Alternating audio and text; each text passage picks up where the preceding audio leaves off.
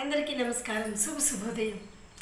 ఈరోజు మనందరికీ కూడా వీకెండ్ హ్యాపీగా గడవాలని మనస్ఫూర్తిగా కోరుకుంటున్నాను.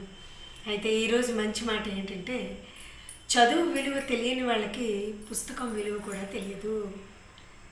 అంతే కదా, చదువు విలువ తెలియని వాళ్ళకి పుస్తకం విలువ కూడా తెలియదు. పుస్తకాలు చదవాలి.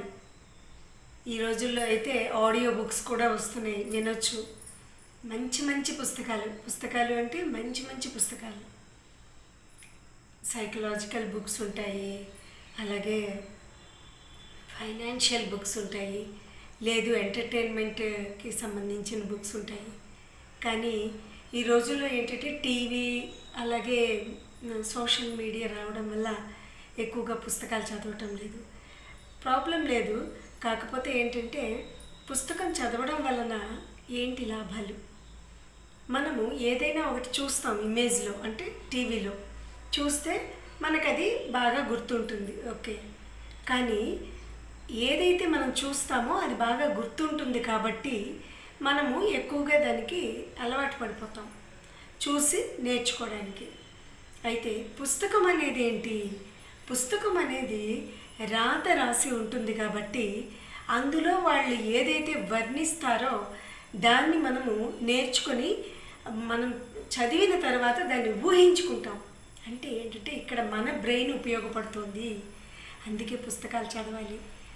మన బ్రెయిన్ ఉపయోగపడకుండానే మనం విజువల్ ద్వారా నేర్చుకుంటున్నాం. ఏది టీవీలో ఏదైనా ఒక డాక్యుమెంటరీ కానీ లేదా ఒకటి ఏదైనా చూసి వీడియో ద్వారా, అది ఒక పద్ధతి. ఇంకొక పద్ధతి ఏంటంటే పుస్తకం చదివినప్పుడు మనకు అవగాహన అయ్యి చాలా థాట్స్ వస్తాయి. ఆ థాట్స్ వలన మనం ఇంకా బాగా నేర్చుకోగలుగుతాం లైఫ్లోని. కాబట్టి సొంత ఆలోచనలు రకరకాలుగా రావడానికి, ఫర్ ఎగ్జాంపుల్ ఒక పుస్తకము నేను చదువుతాను అనుకోండి, నాకు ఆ చదివిన తర్వాత రకరకాల ఆలోచనలు ఆ పుస్తకం గురించి ఆలోచిస్తాను. నాలాగే ఎదుటి వాళ్ళు ఆలోచించాలని లేదు కదా, వాళ్ళు ఇంకొకలా ఆలోచిస్తారు. అంటే ఏంటంటే డైవర్స్డ్ ఆలోచనలు మనకి పుస్తకాలు చదవడం వల్ల వస్తాయన్నమాట.